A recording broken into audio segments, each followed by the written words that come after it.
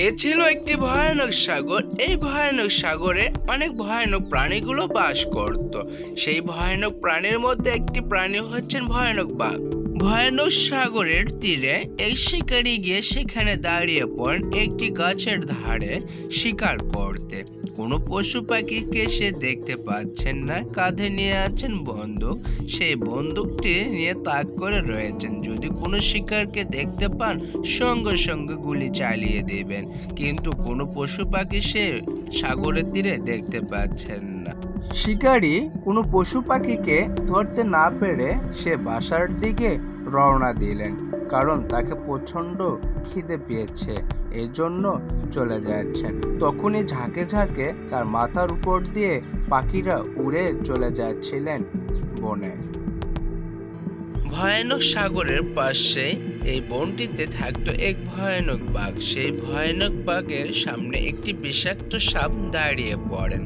ভয়ানক বাঘটি মনে করছিলেন, এই প্রাণীকে যদি আমি খাইতে পারি তাহলে তো আমার পেটে ভরে যাবে। কিন্তু এই ভয়ানক সাপটিকে দেখে সে অবাক হয়ে যায়, সে উঠতেও পারে। এজন্য বাঘটি মনে মনে ভাবতেছে, এখান থেকে আমার কেটে পড়ায় ভালো হবে।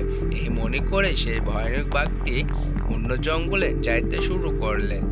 রাতের বেলায় সাগরে মাছ ধরতে আসেন জেলেরা, কিন্তু সাগরের কিনারায় তারা ঘুমিয়ে পড়ার কারণে সেই নৌকাখানি বয়ে যাচ্ছিলেন উজান মুখে ভেসে ভেসে।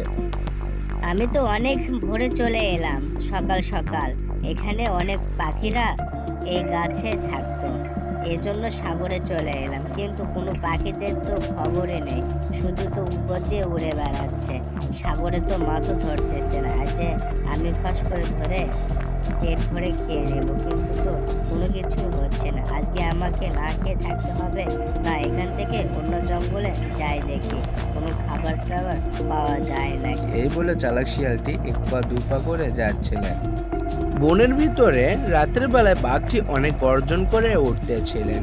মনে করছিলেন বাঘটি যদি কোনো পশু পাখি তার আশপাশ চুপ করে বসে থাকে তাহলে তারা ভয় পাবে আমার এই গর্জন, সেটা মনে করেছিল। কিন্তু কোনো পশু পাখি কখনো চিৎকার করে উঠতেছে না, এজন্য সে রাগ করে সেখান থেকে এক পা দু পা করে সে যাইতে শুরু করলেন।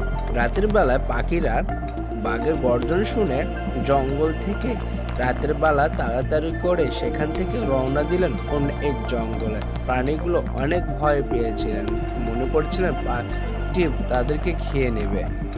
এইদিকে একটি কাঠবিড়ালি গাছের সামনে বসে কি যেন খাচ্ছিলেন। মনে করতেছিলেন কোনো বাঘ বুক আসতেছে নাকি। সে কান খাড়া করে সেই শব্দ শুনছিলেন। হঠাৎ তার কানে আওয়াজ আসেন সেই বাঘের গর্জন। সে সেখান থেকে তাড়াতাড়ি পালিয়ে যান। হঠাৎ করে সেখানে আসলে বাঘটি চলে আসেন। এসে দেখতে পান কোনো প্রাণী নেই। সেই বাঘটি সেখানে একটুখানি দাঁড়িয়ে চিন্তা করতেছে, আমার এই গর্জন শুনে অনেক পাখিরা বা পশু পাখিরা ভয় করতেছে, আমি এই গর্জন আর দেব না। এই মনে করে সে এক পা দু পা করে আবারও সেই দিকে যাইতে শুরু করলেন। পাশের জঙ্গল থেকে বাঘের গর্জন শুনে সে অনেক ছুটতে শুরু করতেছেন। সে ভাবতে পারতেছেন না কোন দিকে যাবে আর কোন দিক থেকে সেই শব্দটি আসতেছে। হঠাৎ করে সেখানে সেই ভয়ানক বাঘটি চলে আসেন। এভাবে জঙ্গলে প্রাণীদেরকে এই বাঘটি ভয়ানকভাবে ক্ষতি করতেছে। বন্ধুরা, ভিডিওটি কেমন হয়েছে অবশ্যই লাইক শেয়ার কমেন্ট করে বেল আইকনটি একটু বাজিয়ে দেবেন।